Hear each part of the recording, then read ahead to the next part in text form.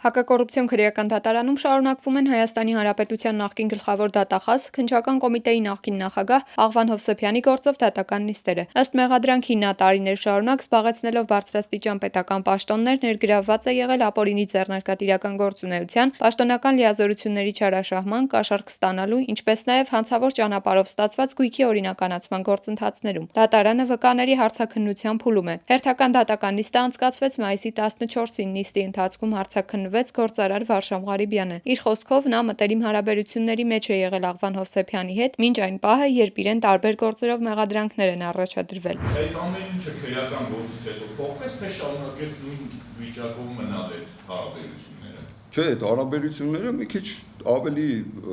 բան են եղել, այսինքն սենց չեմ կարող ասել, բայց անընդհատ ես սպառնալիք եմ զգացել, անընդհատ վախի մթնոլորտում եմ եղել, որ կարող է ամեն վարքյան հանգարց ինձ կալանավորել։ Ինչ եք դա զգացել, ով է դա ձեզ ասել։ Աղվան Հովսեփյանի պահվածքից, իր ոնց որ ասած իր ցույց տված վիճակից, ումից պետք է զգայի։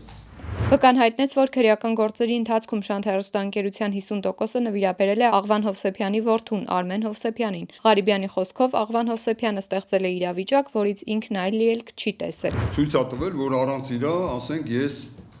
պետքա գնամ նստեմ, այսինքն ունեց մթնոլորտ ա եղել, որ ուզեմ ես պետքա մի բան առաջարկեմ կամ մի բան իրան տամ կամ մի բան զիջել։ Ու ցույց է տվել, որ իբր այդ հեռուստաընկերության այսպես ասած ստեղծողը ինքնակամ իրանից եմ ես վերցրել այդ հեռուստաընկերությունը։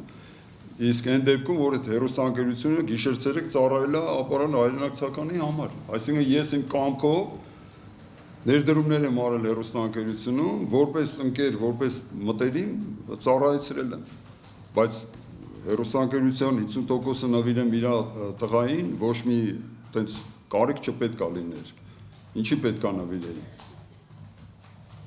Իմ վախի մթնոլորտի տակ եմ արել դա, որ իմ անձին հանգարց խնդիր չլինի։